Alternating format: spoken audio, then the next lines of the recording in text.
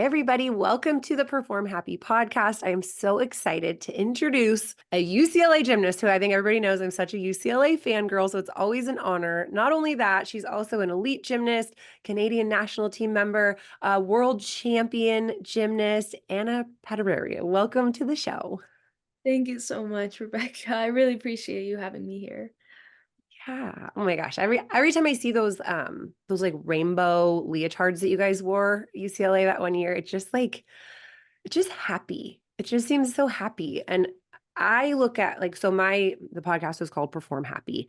And my whole goal is to have kids be able to perform at their best and with a smile on their face. Like so that it doesn't have to be this like little girls in pretty boxes thing. It's like fun and joyful. And from the outside perspective, it seems like UCLA really embodies that. Would you Mhm. agree? I mean, obviously, you're still like, you can't be like UCLA is the worst because you're like going to go back or whatever. But tell me about the joy factor on that team. Um, Honestly, almost every single training, every day, like even if we're having a hard day, there's always going to be at least one person dancing somewhere in the gym. And we have like such a small gym. I think everyone that comes and visits is like, wow, I didn't think UCLA was this small. But I almost love that because it's so intimate. And if you see someone having a good time, the energy like transfers over really fast. So, and if you see someone doing something new, everyone can just watch and cheer, like without having to walk 100 miles to the other side of the gym. Ah, So I love that. And I remember our first competition with Janelle. I think everyone was pretty nervous just because of the previous year that we had. And I think there was just a lot of um, unsaid pressure like going around the team. And Janelle comes out to me, she was like, why is everyone so nervous? Like, why is nobody singing? Why is nobody dancing? And I'm like, I don't know, but maybe you should pull them together and tell them that. So she literally like huddled us up and was like, we do our best when we have fun. So like, let's shift the energy, like start again, and just compete as we train. So, mhm. um, I feel like anyone that has come and coached through UCLA just knows that the expectation is to have fun, and we've done gymnastics for so long that it's just time to really enjoy what we're doing and just grow as humans and as teammates and just see where that takes us. Yeah. Yeah. So I'm curious, there's the Miss Val legacy of Mhm. these viral routines and these happy performers and these girls who were like horribly abused who then come and get to actually love their sport again. And then there's this like, post Miss Val kind of finding your way almost. Can you talk to that? Like what, like kind of the culture of the team and how everybody's finding their, I don't know, their post Miss Val reality? Is Right. that a thing? Probably. I wish I had the chance to be coached by Miss Val, but I didn't. So I don't firsthandly know how the team was when she was involved. But I have had a lot of conversations with her since, and I just know how knowledgeable she is and how much she has learned even without ever being a gymnast. And she Mhm. really attacks the mental side and making sure that the girls are taken care of outside the gym because when they're great people and they find themselves outside the gym, then it really transfers over inside the gym. And Ah, I think especially in college through such a growth period, I think that's a really important concept to take care of. Um, but in terms of the transition phase, it's definitely been a lot of trial and error and trying to figure out what works. Especially it's always new generations coming up. You can't coaching 30 years ago is different than coaching now. So I think it's always just trying to figure out new ways. And I actually just had a conversation with Janelle yesterday, and she was telling me all the different stuff she wants to do to help improve the team culture and have a culture that is team led and so that the coaches can kind of step aside and watch the magic happen with the girls. So mhm. so we'll see how that plays out this year, and I'm excited to go back and be part of that again. Yeah, it's really cool how culture is just continually coming to the forefront in the sport. Because it was you do what we say or else. And I mean, growing up in Canada, was it different? Was there more love and more nurturing as a young elite, or was it very much still like you just go? You don't get to be scared. You just go and you make your numbers and you do your job. Uh, I think it just depended. I I was the type to listen to anything and everything somebody said. So I was honestly, I never said no. If someone told me to do something, I'd be like, okay. And so I didn't really learn until I was older how to truly communicate and say like what's on my mind. And if I was scared, I'd be like, I'm scared and truly admit it. And then I realized that my coaches were always willing to work with me. And anyways, so only then I learned how to communicate and figure out that my coaches really wanted to help me if they knew what I was feeling, because a lot of the times they didn't know what I was feeling inside. So I think communication just became a really big deal. At what point did you feel like you had a voice in your training? Honestly, I still was struggling with it in college. Um, I don't think I fully embraced it until my second year of college and transitioning into elite gymnastics again, because I knew that if I wanted to come back to elite, then I would really have to take my gymnastics into my own hands, which is something I wasn't really used to when I was 17 because I was still learning the sport. I was still learning what I need to do to compete safely, to get skills and routines back. So um, I knew that I could use all that experience from elite, from college, and bring that back with me. And also being 21 years old, I feel like I just have a little more like respect, and instead of like a coach athlete, it's like we're kind of on the same page. We're almost like teammates at this point, working together, trying to put things together again. Hmm. Yeah. And do you feel like that would work at like level 7, 8, 9?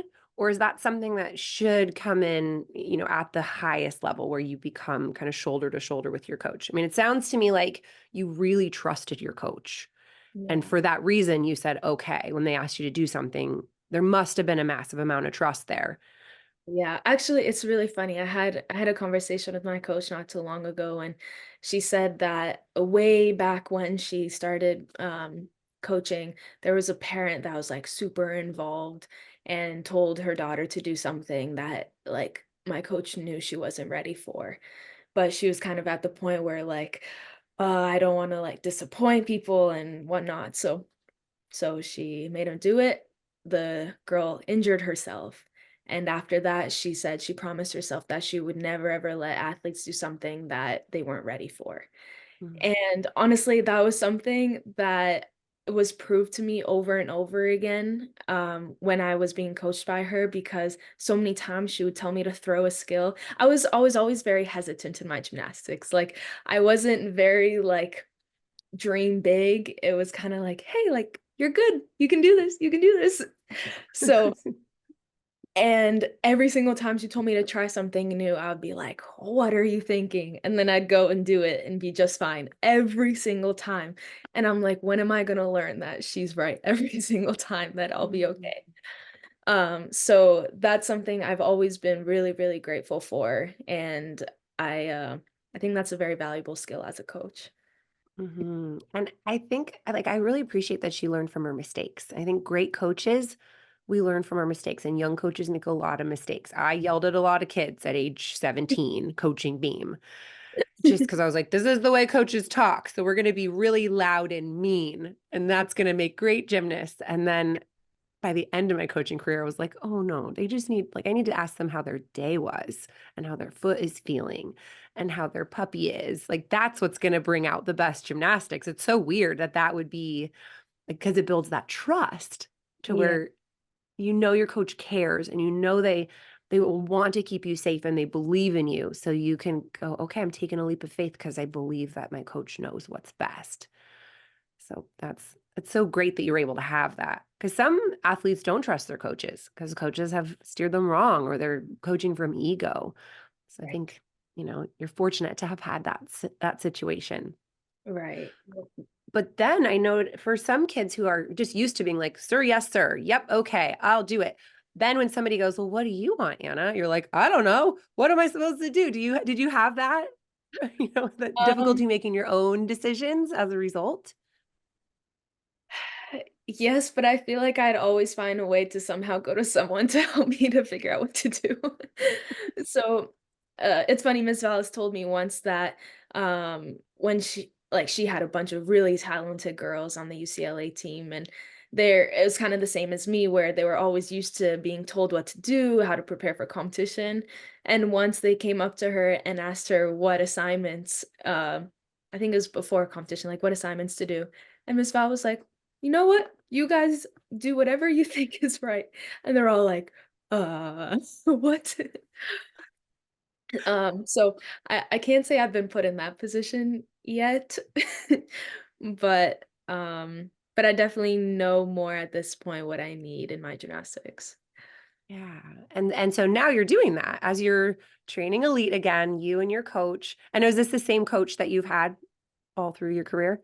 Yeah, Great. yeah. So you've got the trust, but then also it sounds like you found self-trust throughout this process to be able to go, you know what, I actually could come up with my own assignment the week before me and would be good. Can you say confidently that you could absolutely coach yourself and be in a good position?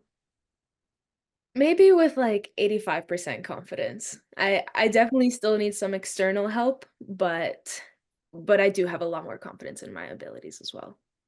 Right. So now here you are back in elite, except with a boot on your foot, right? Not anymore.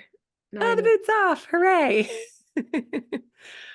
So would you tell us, I know injuries have just been a big part of your journey, which is common for some gymnasts. Would you kind of just track us through how you got from where you are to where you are today and what your goals are at this point for your gymnastics? Um, let's start with my goals. So my goals right now, because I've had such a hectic year, it's just my goal from the very beginning is to just be happy and help those around me and do what I can just to like improve the overall sport and just just like you said, perform happy, and at this point my health is very important to me just because I've injured my foot so many times that like I want to be able to still walk on my foot when I'm 80 years old. Mhm. And so I found a really good crew of people to help me here, good physios, good strength coaches, good doctors to help me navigate this thing. So because it's not something I would be able to do on my own, and if I can improve fast enough to still be able to compete elite at least once more this year, then I will for sure. I'll seize any opportunity I can. But if I don't, then I think I will leave with some peace. I think it will be really hard to, but at the same time, I can still say that I came back and I achieved what I wanted to, and that's to try and come back to elite and be happy while doing it and Mm. not just put pressure on myself for results or anything like that. So, in terms of goals, I'm kind of just going one day at a time and seeing where that takes me, but it's definitely been a long, long journey. It's funny, for like the first half of my career, I had a lot of upper body injuries. So if you look at my beam routine, most of my beam routine is without arms because that's how I got like my acro series at like a very young age because that's all I could do all day, every day. And so it was kind of a transition going to lower body injuries because I couldn't do the cardio. I couldn't do a lot of things that I could do with an upper body injury. So um, that was a different ball game, and things were going smoothly. And then I injured my foot again, and then COVID hits, and I was on track for the Olympics, and then I get surgery on my foot, and then recovery for that doesn't go well. Then I go to UCLA and then I tear a tendon in that foot again and have surgery on my other foot. And it was such like my training for the past 5 years probably has been such a roller coaster of finally I'm getting better, injury hits. I'm getting better, injury hits. So even my freshman year of college, I struggled a lot and mentally and physically just because I didn't have consistent training for so long, and to just try and compete something that I just haven't had the time to work on, and also with COVID and being sick, and there's so many factors that went into that. So my second year of college was like the first time I was like, I love gymnastics, I love training, I'm finally healthy, I can finally compete well. And that's when I was like, I need to try lead again. And I was just playing around in the gym, trying new skills. And I feel like trying the skills that I used to compete before, it just gave me a new level of confidence that was like, wow, I can still do like a bunch of other skills that don't include my college routines. Um, so then I came back home and then I break my foot again. But at least it's not something that is new to me. So I know how to stay in shape, how to feed myself the right food and supplements to help my recovery the best I can. And Mhm. um, Not it's been something you want to be really good at, like recovering from no, injury, but here you are, you're a pro. it's not something I'm proud of, but if anyone needs help, like I'm here for you. Yeah. Well, and so what do you know now as far as the best way mentally and physically to bounce back when you're injured? Because I know a lot of kids out there who are like, they've got this path to college mapped out in their mind and they're age 12 and they're like, I'm going to UCLA and I have to be a level 10 by this point and I have to get this. And then they get injured at some point and it makes their path look gray or fuzzy or impossible. For the kid in that position, what do you know that can give them the best chance, or what would you recommend for that athlete in that position? I think one of the biggest things that have helped me throughout this injury specifically is to not burn myself out while I'm still injured. To still have the motivation to come back and train every single day when I can start doing stuff again. And naturally it's going to be easier to start coming back at the very beginning when you're like, I can do this now, I can do this now, I can do this now. But then things will stagnate and things will like get hard again and you're like, "Oh, I have to work and put together routines now." And then it'll be a slow gradual climb after that. It's like things are like steeply increasing, you're excited, and then it's like, so you still have to find a way to be motivated and still love gymnastics when you get to that hard point. Because if you don't have that internal motivation and love, I think it's really, really hard to do it on your own and really push yourself to get to your goals. So there are some days when I would wake up and just be so tired and sore, and I'm like, I really do not want to work out today. And I'd have to tell myself some days, like, that's okay. It's okay to take another day off and just refresh your mind and go in tomorrow and push yourself way better than you would today. But then there were other days when I'm like, I know I'm not feeling it, but I have to go in because I still have goals that I want to achieve. So it's almost like starting an essay. It's so hard to start at the very beginning, but once you get the ball rolling, it's rolling. So it's almost the same on those hard days when I don't want to work out necessarily, but I feel in my heart that I want to and I have to. And it's like, let's just start off with stretching. Stretch a little bit, maybe do a few core exercises, and then slowly it'll be like, oh yeah, I think I can do some leg exercises now. And then you end up working out for like 3 hours without even wanting to from the beginning. Um, And feeling great too, maybe at the yeah, end. Really yeah. proud of what you could pull off that day. Yes, you're right. You're right. I think even moms out there who just don't want to go to Pilates, like we can all benefit from that of like just get there and Right. just start and do. And sort of like you're saying, like your life strategy right now is just one day at a time, that you're Yeah. just finding the joy one day at a time. So in that stretch, you could just be stretching. And then in that warm up, you're just warming up. And then you're just doing some casts, and you're just going to kind of see where it takes you. That's a really lovely place to come from, especially when things feel hard, I think, to just do it. Just what's in front of me, do it with a smile or with a friend if I can't find a smile. Yeah. And And, it just it'll go where it goes. right. And and there were some days where I'd have to go to a friend and be like, "Hey, I'm not really feeling this today, but I'm telling you that I want to do it because I want to be held accountable." And I feel like that's just another level of maturity that I didn't have before, where I can go up to people and be like, I need to do this and you're gonna hold me accountable. And my teammates, even though they're all years younger than me, they still know my goals, they still trust me, I trust them. So we have that sense of accountability that can always be there with that Mhm. sort of stuff. So Yeah. that's really cool There's too. nothing more powerful than those moments of if you do it, I'll do it. Yeah. No, you're so right. Like, there's so many times and, like, when I really don't have to do this, but there's some girls, like, really struggling to do some conditioning or whatever, and I'll go up to them and I'll be like, "You know what? I'm gonna do this with you right now."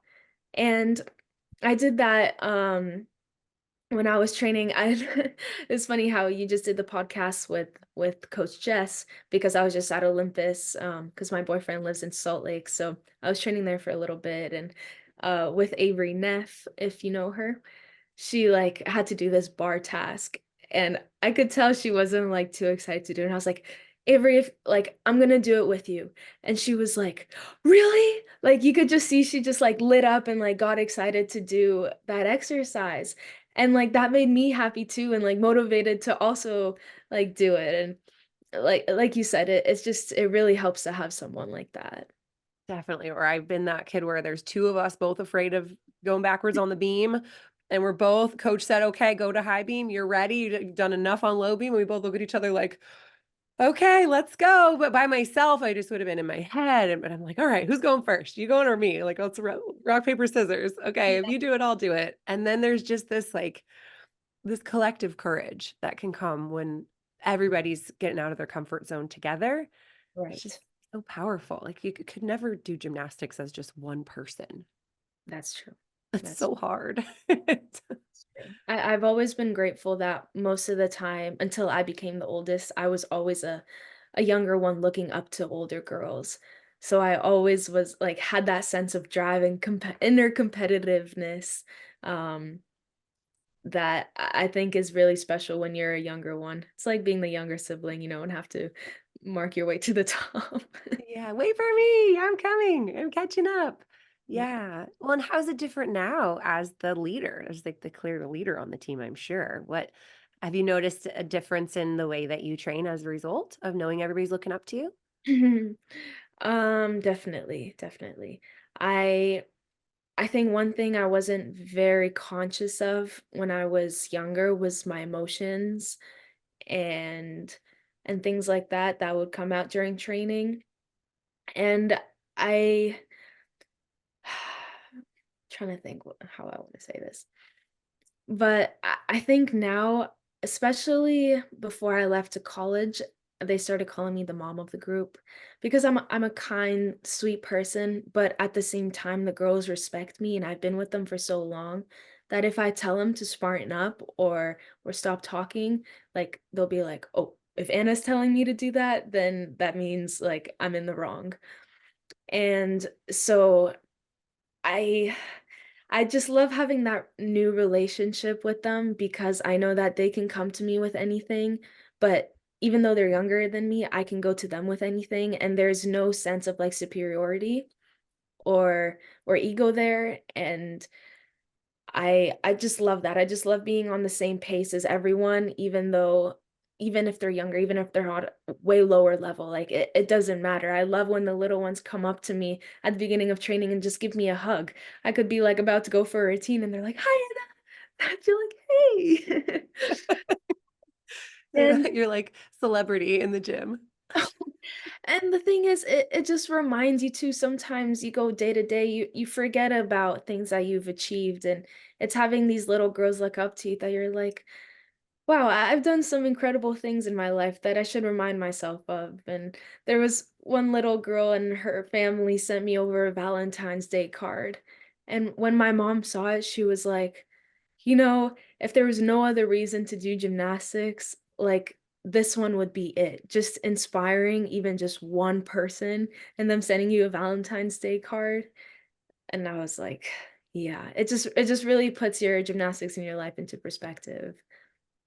Oh, it's so sweet. And I think even a level 4 gymnast can look at the 3-year-olds in the preschool class who are looking up to you.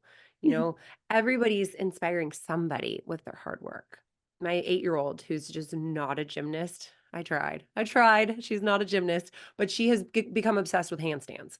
And she's like, "Mom, look, I can hold it longer. Look, mom, look, mom." Like she just wants to show me all the time. And I'm like, "Oh my gosh, this week you've gotten so much better." It's like the feeling of getting better and having somebody notice it is so cool, where she could be like, "I'm 8 and I can only do a handstand. I'm the worst." Like that would be, young me would be like, "This is not enough." She's just like, and then little sister's like, "I want to try that." And then like chucks it over right to her back, but it's those like sweet moments of I am improving and people are watching and people are inspired. Now all my friends are doing handstands on the grass because we all wanted like it's just so cool like to work for something challenging and inspire people and work together. Like there's just some beauty in this crazy sport that someone came up with a long time ago. That's true. And there's a beauty when you look outside yourself too and see what other girls are achieving and see how they're working and all the hard work that they're putting in and when it pays off. And like you said, having someone to really notice and support you during those times I think is very important. And honestly, when I was at UCLA up until December this year, sometimes we always do like a daily goal as a team. Sometimes my daily goal, if I wasn't maybe feeling it that day and I didn't have anything for myself, I'd be like, my goal today is to support each and every one of you.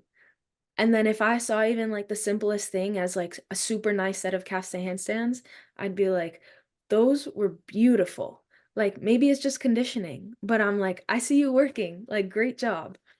And I feel like those little moments just slowly add up, and I think it's very important no matter what age to have that.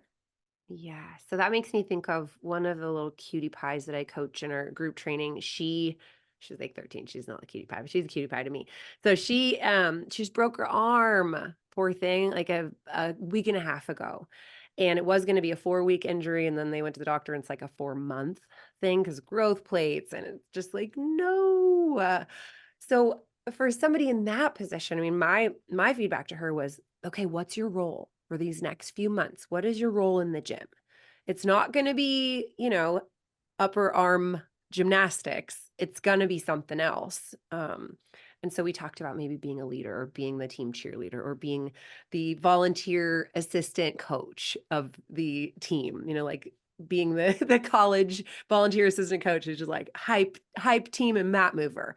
Like, can you be that? I mean, do you have any suggestions just from your experience being the injured athlete, especially the arm injury? How can you stay motivated, stay part of the team, and really kind of add to the team when you are not training full out because you can't? I think what you said about finding your role is very important because I think one of the hardest things when you're injured is seeing others do gymnastics and you can't. And at least for me, like that would always deteriorate me. Then I think back to the days when I could actually train, and I'm like, oh, why did I wish some days I didn't want to train? Because right now I would give anything to be able to do a rope climb, So I think like finding your role, if she loves to coach and give corrections, then that's something that makes her happy, and if that's something that makes her excited to go into the gym every day to do, I think that's so important, and there's so many other learning experiences you can get from not just being the gymnast, doing gymnastics every single day.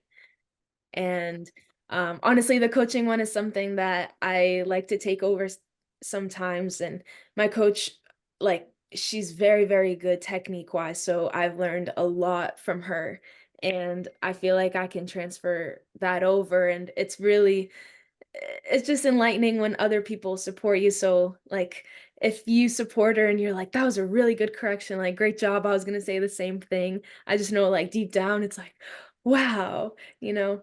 It gives that sense of importance in the gym even though you're not doing gymnastics. Yeah, and that reminds me of, not everybody is gonna go elite. Not everybody's gonna go to college. Not everybody like I started late. I was not it just probably wasn't in the cards for me because I'm like so tall but whatever, it's okay. But if I would have been given permission to just be the team leader, I think I could have stuck around a lot longer and had more joy just to go, this is my role. My role isn't to get us the banners, but my role is to support the kids who do get the banners. And I think in college, that's so much more of a thing, that there's whatever the starters, and like there's a whole team of very important people who aren't starting or aren't in the lineup every week. And how much of that is actually kind of like the coach is like, this is your role? Or is that just organic in, at least in your college experience? How do athletes find their roles in a group? I think like you said, I think in terms of finding the role, I think that's something that's harder to find in club gymnastics, like you said, because it's kind of me, myself, and I. I think this team aspect is slowly evolving as it seems, at least in Canada, like college gymnastics is getting a lot bigger. So like having more groups of just level 10s being a team and club is slowly evolving. But at least like when I was going through it, it was me, myself, and I. So when I see it in others when they get to college, it's almost hard when you get injured and you don't have that gymnastics aspect. I think it's hard for them to realize what other roles they can take part of. And so I do think that sometimes it's up to the coach to notice that and notice that attitude change and the emotional change and go up to them and be like, what is your new goal right now?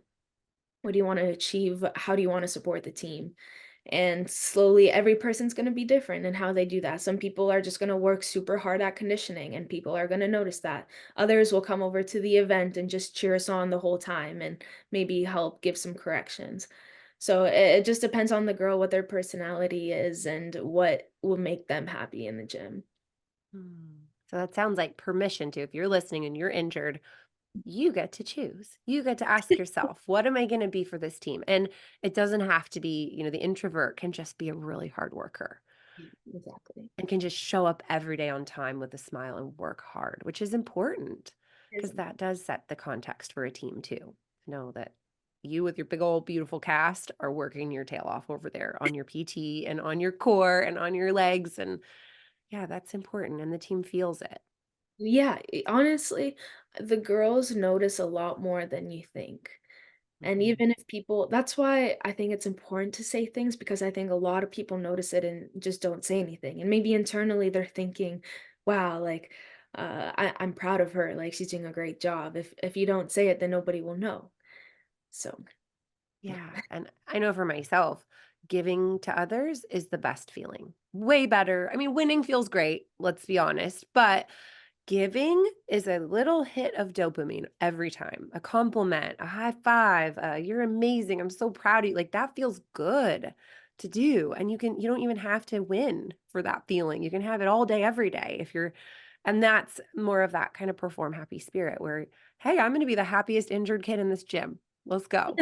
Let's look how good my handstands are. I love your Instagram post where you're like, this is why my handstands are so good because I keep injuring my foot and I just do handstands all the time. Well, the thing is, people ask me, they're like, "How did your handstands get so good?" I was like, "Look at every other video before I was 16 years old, and you'll see my handstands were probably the ugliest part of my routine." Because I made the goal for myself when I first broke my foot that every time I do a press to handstand, every time I do a cast to handstand, I'm gonna ask the coach to like make sure that I am in a proper handstand position. Because I was one of the girls that loved to do a handstand and like use my pecs as like my strength instead of like overhead strength. So my shoulders were always closed, my hips were always piked. And so yeah, I made the goal for myself to improve that, and slowly over the years, I think college really amplified it, and, so now, yeah, I'm good at handstands, but I have been working at them for 6 years now, like, Yep, really that'll do it. Yep. yeah. And yeah, 5 years worth of, lower extremity injuries will make you very, very good at handstands, apparently. Yeah. There's always a silver lining, everybody. There's always a silver lining. So I would love to chat with you just a little bit about your mental training techniques. So I know you've mentioned visualizing, you've mentioned cues. Would you go through some of your favorite mental training tips that are really helpful for you now and that you found helpful? Mhm. Um I feel like I've always had some cues in my head, but I wasn't really that dialed in with them until I got to college. And when I injured my foot my freshman year, it was like still in the middle of season. So I couldn't really train much during the week if I wanted to compete well on the weekend. And that was like a very, very big change for me because I went from training 5, 6 hours a day to 3 hours and not being able to do routines until competition. So, my coach at the time, the beam coach at the time, Christina Conforti, she was a former elite gymnast too. So she said that she had a very similar experience when she went to college. So she just gave me all of the input that she went through, and it helped me so much. And so every single day whenever I would do my PT exercises, like let's say balancing was one of them, I would do my whole beam routine with my arms, visualizing my skills in my head and saying a cue every single time.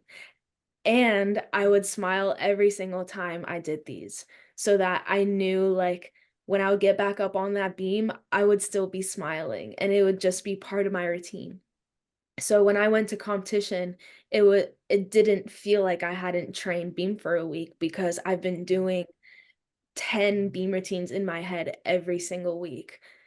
And I feel like I found that on beam pretty quickly, but it took me a lot longer on bars to I feel like bars is a lot faster moving, so it took me a bit to figure out what to say before each skill, when to say it, because especially for both events, bars, I find it's really good so that I don't get ahead of myself and start thinking about the next skill too early. And for beam, it's very important because in such a loud environment as NCAA, you want to be in the zone. You don't want anything distracting you. So even during my dance, even if I'm just counting and just saying like 1, 2, 3, 4, like, I have a rhythm going the whole time in my head so that I don't get out of my zone, and, that's not something I really, really learned until college, and same with the visualization. I've had so many girls that are like, "How do you visualize without falling on your face or, like, splitting the beam?" And I'm like, "I was at that point. That's why I gave up on visualizing until I was basically forced to do it." And then I Yeah. found different techniques as, like, using my hands and keeping my eyes open and, like, moving around as if, like, I would be doing it in the same direction I'd be doing my skill. So I really had to just experiment and see what worked in my head until I could finally just get to the point where I just sit down in front of the beam with my eyes closed and can visualize my whole routine perfectly. But that took, just like physical practice, that took a lot of practice mentally because the brain is a muscle. You need to train it if you want it to be successful as well. Yes. And I think that's the biggest misconception, especially in gymnastics. There's so many people who are like, visualization doesn't work. But yet every coach is like, visualize 3 routines before you compete. But we haven't visualized at all ever in practice. But we're just going to bust this skill out right now before you get on the beam. And they're like, I just watched myself split the beam, or I don't even know what I'm talking. Like, I can't even focus on this. So yeah, you have to practice it. So Yeah. it's great. I mean, right now in the like off season, it's such a, well, not for you, obviously, not for the elites, but for the optionals. You're like, we're done with nationals, we're done. So you guys can be working on different cues for different skills. And if you have a certain thing you say on the, like when you're building confidence on a skill, keep saying it when the confidence is there. So many people are like, we're going to use cues because we're stressed. But then now I'm fine, so I don't need that. But then the cue gets associated with the stress and it doesn't actually create the consistency that, you've been able to create through consistent mental routines on every skill. So I'm guessing every series you do has the same cue as the series that you do in a routine, right? Yeah. I even it's funny because now I'm slowly getting my bar skills back again, and I did a Jaeger again for the first time the other day. And before I went, I was like, I can't believe I have the same cues for a Jaeger now that I just like happen to remember to always say before I go without even thinking about it that I've had since I was 12 years old when I first started learning the skill. Like the exact same cues. I was like, that's kind of cool. But at the same time, like it's okay to also change cues if they stop Yeah. working. If you start getting a little bit like on autopilot or a little bit numb and it doesn't work anymore, it's okay to find a different word to help you out. So Yep. Yep. And one other thing I'll add is that some people are really audio, so words work. For me, words were great. I talked to myself the whole beam routine, always 1, 2, 3, chin and kick and foot, and like I had just a whole thing. But some people, it's a feeling in their body that they're zeroed in on. Or for mm, some people, it's a visual. Like, where will my toes be when I release the bar? What will I see? So I don't know if you have a combination of those that are also happening or if it's just, the words, but everybody's different styles of learning. So some people are like, I can't think of words, but I could feel my core. I could feel my, yeah. whatever, like I could feel my shoulder angle, that sort of thing. Right. That it's I didn't really think about that until you just mentioned it now, but my coaches have always been very very vocal in my routines. Like they would, especially on bars and on beam, they would always be like telling me corrections as I'm doing my routine. And I feel like probably because of that, that's probably why I didn't figure out that many cues on my own because they were always telling me things. But then sometimes when they were gone and if I was off to a competition without them, their voice would remain in my head. Mm. And I would still have that. If they told me the same thing every single time, I'd have their voice in my head repeating it. And Yeah. then I didn't have that in college because there are so many girls, the coaches can't You yell can't be correct yelling at everybody. for every routine. So that's when I had to figure it out on my own. But at the same time, I'm also very visual. So for like my pack or my dismount, I always have to find like a space on the wall where I want my toes to be Yeah. when when I let go of the bar. So you're right. It is a combination of everything, and it sounds so complicated, but But it emerges over time. And as yeah, you do the drills and you work up to the skills and you learn like everything you have to know before you can even do a Jaeger, you're already learning little cues. You're already learning little corrections so that then when it's time to go for it, you're like, okay, this is the thing I need to focus on right now. And that's just what it is. And then if you grow, obviously you're done growing, but some kids are not.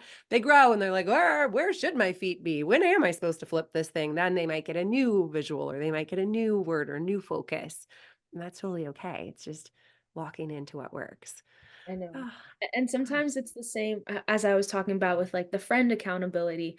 Sometimes when I start overthinking and start thinking too many cues at the same time or too many corrections, then I'll just like think of one that I really want to focus on for the next turn. And I'll be like, hey, I'll find a friend and be like, sometimes it would even be like the equipment managers at UCLA. Like, hey, before my Maloney on bars, can you remind me this? and and they will, and it helps. Yeah. And it's just another way of kind of trying to navigate if I'm overthinking a lot today, what can I do to help myself? Yeah. What's the one most important thing to focus on? Because you can't do 7 corrections at once. It's just not the brain can't handle it. 1 to maybe 2 maximum. So you've got like your visual and your word, and that's all you need. And the rest you trust because you've done it for 6 years or 10 or 20 or whatever. Yeah. Oh, Anna, this has been so great. Thank you so much for sharing, your strategies. I think everybody, any gymnast out there, your homework, if you don't already have it, is to go like write out your routines and write out your cues and then just go play around with it in the gym and see if that feels right and just start training that mental choreography that goes along with the physical stuff so that by the time you're competing, it becomes kind of like just a part of the routine. Yeah, great. Well, if anybody wants to follow along your journey, send you healing vibes, ask you questions, where's the best way for them to find you? I think probably the best way is Instagram. My username is Anna, ANA underscore Padarariu, Padurariu, in case you can't spell it. And I love getting messages from anyone. So if anyone has any questions about anything, I'm always really happy to help because like you said, giving always gives that sense of dopamine. So I've had a lot of help growing up as a gymnast and I want to repay that as well. Awesome. Thank you so much for your time. This has been amazing. Of course, thank you. Thank you for being so sweet and inviting me on here. Yes, happy to have you.